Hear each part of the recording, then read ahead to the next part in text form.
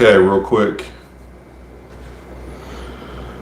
Another live down, no matter how long, how short. No matter how short, how long, We still took time out. to get it done today. A little bit of good news is or I should say Well, we just over here kind of talking to ourselves. We want no, that's fine. They can go back and look at this shit. to make sure we get one representative to confirm this shit is not procedurally generated. All right, we'll wait for one person. Thank you. You know, because to today's society, this shit has to be accounted for. This could be AI. Could very much well be AI.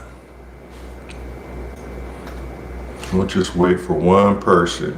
And Meryl don't count. You don't count. Matt's just like, go ahead. Go ahead, I'm listening. The wife don't count. Nope. But Oh, shit. Fanuel 1986 counts. Okay, Fanuel, Banana Rider, y'all count. Y'all probes. We're here for the live. It's probably going to be one of the shortest lives you ever fucking witnessed. No, I think we still hold the record, or EchoCraft holds the record. Yep. It would have been over with by now if EchoCraft was doing it. Yeah. Okay, so no matter how long, how short, this is a live. We've still completed a live. We're still going unbroken. Here's a bit of good news. We were able to sell the Mark I Boss 505, and out of all 5 of the major synthesizers I'm selling, that looper decided to sell first. So we're waiting for the funds for that. I was able to sell it for $350. Gonna turn it into Sweetwater credit. Now I still have to offload the Solar 42, the Hydrasynth Deluxe, the Sub 37 with its traveling tour hard case, and what else? The East Beast is being sold. I mean, that's not And- that's not a bad price for the 505. No. Banana Rider was just saying not too shabby. No, and the Strymon Volante pedal. So once those are sold, I'll be left with the Wave State would be my only keyboard. And my MC707 and TR-8S and 505 Mark II. So really dumbing it down, but those things are really they're the structure to what we're doing for now, and it will remain to be seen what synthesizer I get in the future, or if I get another one in the future. Just really dumbing everything down. I don't need all those synthesizers to create ambient music. I still have the Ambient Zero, which can do a lot of droning and sequencing and arpeggiations. So I have plenty of machines that do the job. I still have the Lyra 8. What I'm keeping is the Wave State, the Lyra 8, the Ambient Zero, the 707, the TR-8S, and the 505 Mark II. That's still plenty to do. A lot of work. A lot of work and ambient stuff. It's probably still more than what I need. So I'm just waiting on the rest of those synths to go, clear up some space, streamline my setup. Fanuel says, why are you getting rid of all of your equipment, sir? Because I don't need them. Somebody else can use them. I'm streamlining my setup. So there's just, What's up, Tom? I just bought too much shit. And to be honest, I want to spend more time Understanding the shit that he bought. Right. I want to master the things I do like instead of having a bunch of shit I don't really love. And to be honest, I'm not a synth nut. I just bought things at the spur of the moment thinking I needed it, but I didn't think ahead. And it's just shit I don't need. But what I do need is not synthesizers and more music equipment. I'm looking at wanting to get a KTM 500 so I can go out and see the wilderness and ride the roads like. Hey man, I can't take you serious when I just see half of your goddamn body. Oh, well. Just get a little closer to No, me. we good. We ain't got to see it. I mean, just get a little bit closer. I want to get out and see nature. I mean, like this much closer. I want to get out of the damn fucking studio and leave fucking the music behind. Still want to do the album. Don't get us wrong, but you know, we're gonna separate from this so-called synth culture, and it has a meaning to me. I don't know what that meaning is to you guys, but there's a meaning to me, and I don't want to be a part of the synth world, synth culture. That's just not who we are. I know. Can I raise my hand? I know I don't, because I'm just a bass player, and I don't know how we. But anyways, Probe, send the MP3 over. Yeah, shit. I'll take a listen. But you know, I don't mind being around musicians. I'm just staying away from this category called synth culture because it's toxic. It's a bunch of people that are in the synth world that are fake as hell. And Shout out to Israel. shout out to Israel. Why are we shouting I out? don't know, because Israel said love from Israel. Okay, love. Shout out to Israel. Shout out to Israel. But yeah, you know, the synth culture is fucking toxic. Now, I respect certain musicians, but, you know, I think our channel is involved with, you know, the wrong light. We didn't want to go into the music like And it's this. not that it's toxic, it's just not for us. But there are a lot of people that are toxic. Yeah, I mean, I'm putting that point across. yeah, okay, well, to each his own. There's toxicity in everything. Right. So I'm veering out of that light and going straight into like wanting to do more podcasting, long form stuff, not so much live shit.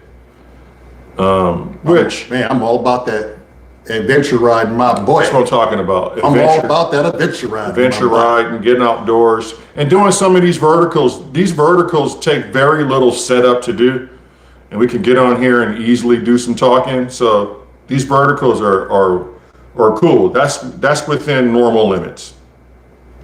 But you know, long are the days. Do I want to go and sit in that fucking studio? India, shout out to India. Shout You got out to off of India. work, about to go home and go to sleep. Get yourself some well-deserved rest, goddammit. Working hard like that. Go home and get some rest. So, but it's not to say that I'm dissing the musicians. I'm just dissing certain YouTube channels and certain people behind those channels that just don't mesh with my idea as you know, the genre we want to be a part of. So we're just gonna Yeah, Banana Rider, show some shit. move on from that shit. Yeah, we gonna move. We hightailing it. We get on our high horses. Yeah. We gonna hightail it out of here. We're gonna fucking do some different shit. Like I said, chapter 2 for Yeah. Symptoms of Reality It's is gonna be amazing. It's gonna be shit that we really like to do, and the shit that we're trying to get across, and not be attached by association to other shit that we really didn't want to be attached to. Yeah. But Banana Rider, man, I need to make more music. I could sell some stuff too. That's the thing. See, and this is where I'm privileged just to have one or two bases, right? Yeah. I can just focus on that. And if I wanted to focus on something else, for me, it'd be like building another patch, Yeah. creating a different sound for what I'm already got going. And that's what it is. It's dumbing it down and starting to get this album done. And I just realized I don't need all that shit to get some ideas out and songs done. I'm an ambient artist. My forte is ambient. His forte is bass. And so we're just going to be smart about it and focus in on the things that make sense. Our passion is music, but our love is some KTM 500. You know what I'm saying? Bruh, can you imagine? And get out there And just romp it. and camp.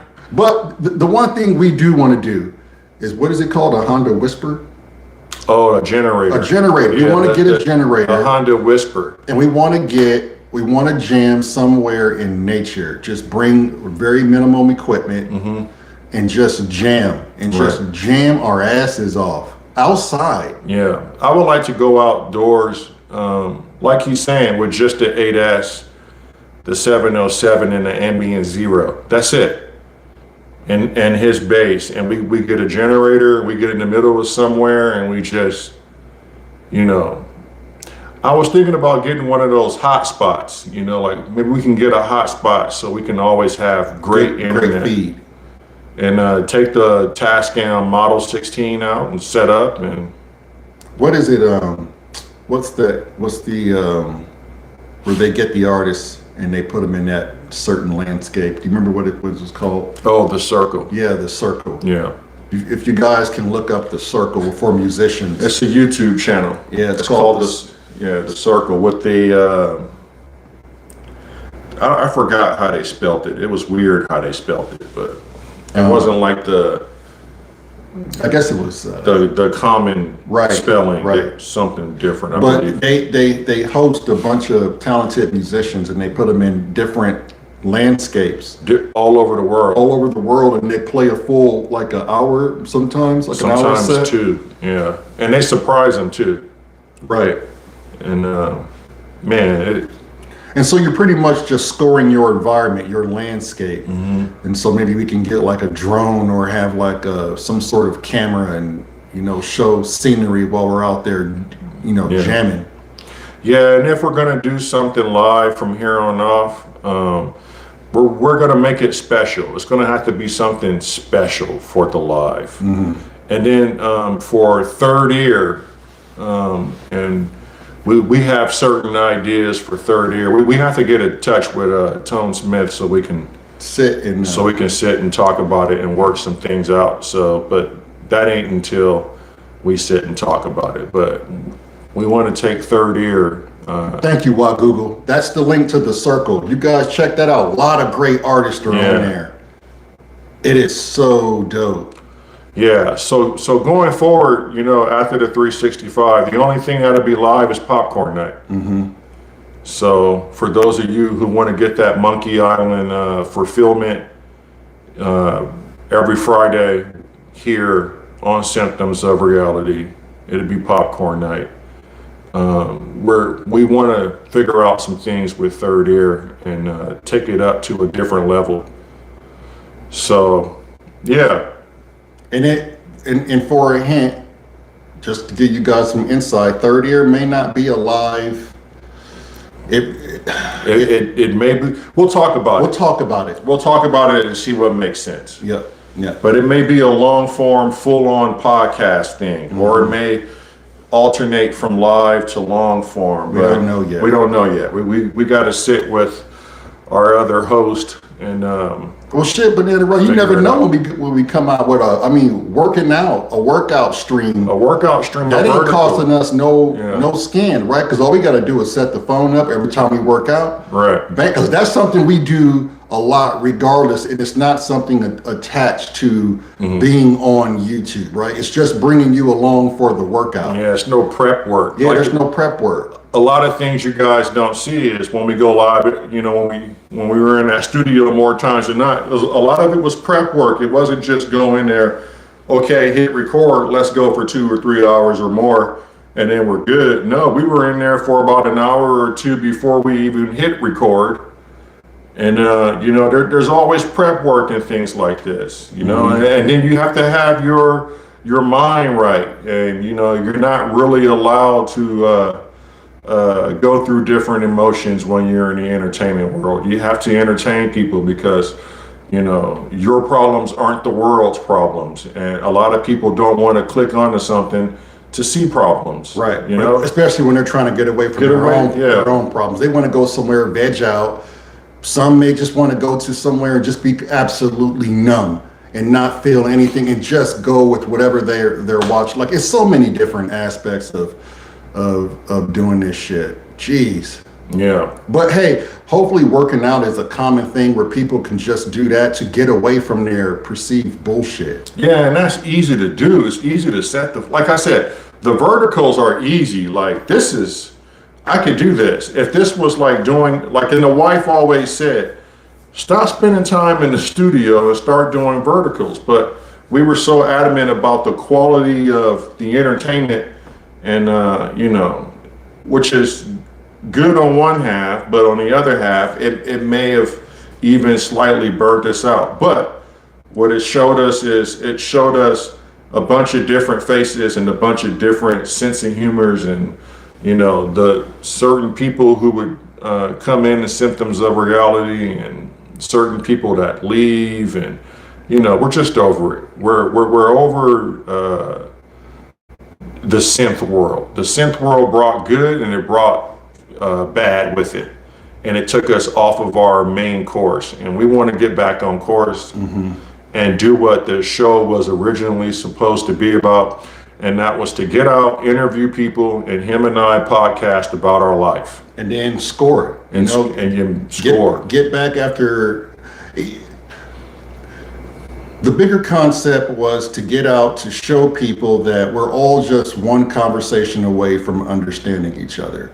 That was what the premise was supposed to be about. And then we would take those interviews and we would take those certain clippings, we would then take them back to the studio, we would podcast about it, and then we would score it. Maybe we scored it before we sat down in the chairs, maybe we played some music right after the podcast. Hell, might even just do a jam and just get up in the middle of it and do it. But that was the main focal point. It wasn't until we just, I don't know, to me, it wasn't bad. It was just an avenue that we explored that gave us more time in the seat behind our instruments.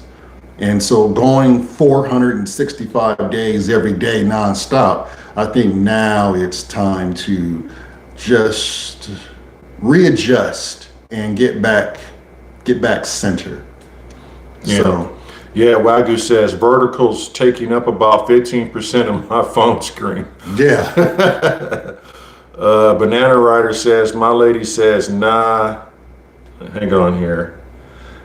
Nah, people love to go watch people's problems. Yeah, And that's true too. I mean, you gotta, look at soap operas, right? yeah, look at Meeting the Kardashians or something. Look at Orange County Housewives and Yeah. I mean, there's people out there that just want to be like but they just want to look. They don't want to necessarily be involved with their shit. They just want to be nosy. They just want to be nosy and look at other people's shit. Yeah. Maybe to relate to say, yeah, I'm going through the same shit. It's nice to see other people going through the same shit. Yeah. But yeah, I mean, that's gonna be a part of like every human thing. Like drama is like part of life. Yeah. Right? Like we all are curious about drama. You ever go down the street and you see somebody's pulled over by the cops or there's an accident on the freeway?